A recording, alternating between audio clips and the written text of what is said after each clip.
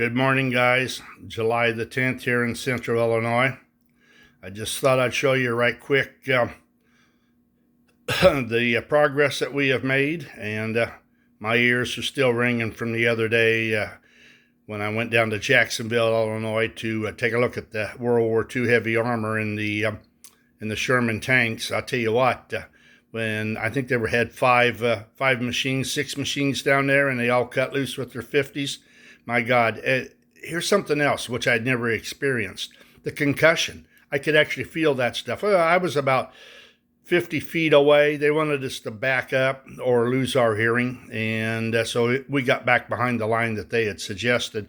And I could feel that against my chest when it went off. I was just glad it was concussion and not the slug. But excuse me, this is what we're up to. We have got a crank installed on this, or this is the prototype of what we're going to do. It runs all the way through the other side. All this is a Dorfin brake wheel, and I got this from Joe Mena. He handles a whole lot of parts, template reproduction. So I wanted a hand crank on the side of this, and I thought that a brake wheel would be perfect, and I knew that Dorfin had one with the little handle on it. So that has really, really worked out well. I can spin it like so. And that is threaded. That's on a brass rod, threaded for 440. It's got a nut behind it, a nut on the front side with a lock washer underneath of it. And that will definitely handle the stress and strain of all this heavy lifting. The other thing that I've got is I have installed a magnet. But if you see that round center, that's where I was going to do it. And here's the magnets that I bought. They are super thin, but they call them icebox magnets, but it holds well. Well, as I told you before, I was going to take and drill through the center and mount it that way. Well, when I started to drill it and apply pressure, the shavings that came off of it caught on fire like phosphorus, which scared the ever-living hell out of me, because you can see how much crap I have around here, and all I need is a small fire, and this puppy will burn down before the fire department ever gets here. And I'm rural, it's volunteer, so that's a lose-lose situation. But I thought, well, I was drilling it and sparks were going everywhere, and I would back it off. And what I found interesting was the tip of the bit never got hot. Warm, of course, from drilling, but we were talking a bright red orb sticking to the end of the drill bits. So I got about halfway through this thing, or what I thought was about halfway. So I thought what I would do was just punch it the rest of the way through.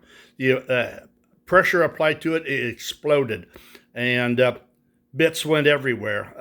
Not so much exploded, it's just cracked and shattered. It was at that point that I decided I ain't gonna mess with this thing. But I still had to have some way to take this boom and give it some good resistance, so that when I run it, it doesn't shift one way or the other. And since that screw goes all the way through and attaches to the truck, the tighter you tighten that screw, the pretty soon the truck becomes rigid, and I didn't want that. So, lucky for me, as you can see, this is embossed up a little bit, and this is particularly thin. So right in front, as you can see that circle, right in front of that circle is where I put the magnet, and buddy, it works great. What I will most likely do is super glue it to the underneath side, and it will be right there in the front, and there is resistance when you turn that thing, but it, as you can see, it's moving the whole car.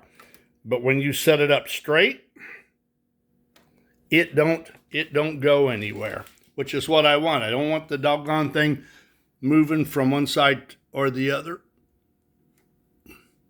And let me see if I can show you. See, it sits loose on there, which allows that truck to be freewheeling. So I'm happy with that. I'm debating as to whether or not I'll put a brake wheel on the other side. I think I will. I love the looks of it. And I'm thinking to myself, if that boom is in black with red highlights and a brass crank, it ought to look pretty doggone good. So some of the guys, I had a few guys asking me about, actually I had one guy ask me about the tools I was using. Well, these tools are cast iron tools made by the Arcade Corporation, and Lionel also included them in their toolbox. And not all these actually came with Lionel, but a lot of them did. And I find them great to add. You know, if you got a work train or you got a place that looks like people are going to be working, I like the idea of the tools there. I used them on my small goose, which I think is appropriate. I've seen farm trucks that were done up just like this. That's not even attached. It just happens to hook over that fender like that, and I got one on the other side. I've ran this thing ad nauseum, and they've never fallen off. So I think they add a nice touch to it. I mean, after all, this is all make-believe. The doggone shovel is half the size of the truck, so I don't think scale has ever entered into anything standard gauge. That's for doggone sure. But the only other thing that I have with this right now that I'm trying to figure out where it's at, I got a vibration in it when it goes around the curve.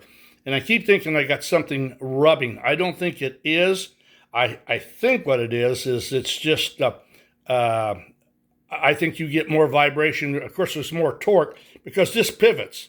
This pivots inside of there. So it's probably doing a little bit of vibration with the motor and everything as it goes around the corner. Or I did notice that the coupler I put on touches the back of the motor. It's not real tight, but the washers that I shim up the coupler with are touching the weight that this thing sits on to lift it up. And I'm wondering if when it goes around a curve, because that's when it touches it the most, if it's not vibrating through the coupler. I may have to look into that. I may have to take a couple things apart and get out my grinding wheel and grind off an edge or two a little bit. So, but this has worked out good so far. I'm still waiting for my smokestack to come. Also, somebody was asking me where I get my parts. Well, I get a lot of junk off of eBay, but Joe Mena is where I get most of my template parts. Trains is another one. Hennings is another. I get, and I have to look up their names, but I get scale parts, G-scale lost wax brass castings off the internet from two companies that deal in that stuff. And when I get that shipment in from California, I'll write the name down. I'll show you what they've got, and you'll be able to go out on the internet if you're wanting some of that kind of stuff, which I like to use. I'll show you why, or show you some. All right. Those windows are brass. They had safety bars across them, so I cut the safety bars off, and I just put the bar across the center to make it look like a movable sash. Let's see if I can show you the mine train engine. It's way up high. You might be able to see it. All right. There's what they look like. Those are in the raw. That's exactly how I bought them. They've got a spur on the end. You got to cut that off and file it down. And then I took and I cut a hole that those windows would pop. There's a very, very, very slight edge to them. And I file it down until I can press fit those windows in. And then I make a spring and solder it on the back side. Those windows will come out if I want to take them out. But these solve a lot of problems. I've tried to hand cut windows, and they don't look bad. But to me, I can always look at the edge and think it wavers a little bit. Well, when you put something like, if you can find something to put in it, it just makes it that much more finished. So I'll get the name of these two companies that I'm using right now. Something else you can look at. F-scale, which is nothing more than fine scale G gauge. They make a whole lot of stuff too. I guess my problem is I'm prejudiced about some things. I don't like to buy stuff that's plastic. I want to buy metal. I've never used anything plastic on my stuff yet, but the day may come to that. It's just that I like metal because I can solder it or I can bolt it down, and I just have a tendency to bypass some things that would really look good on this stuff, except that it's plastic. And I don't know. I grew up in a plastic world, and I hate using the doggone stuff. But I'll show you now how tight that magnet holds that boom.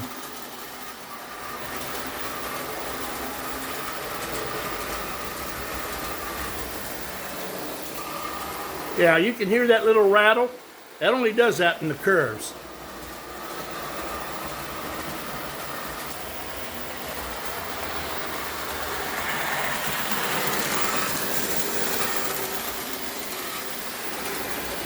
You'll notice how that hook swings around. Well, that jerks that doggone boom quite a bit.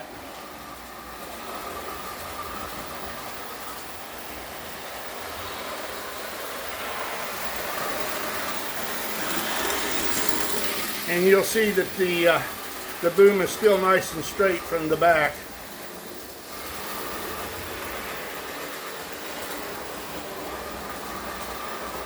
I do a lot of this running to make sure that everything operates smoothly before I take it and paint it.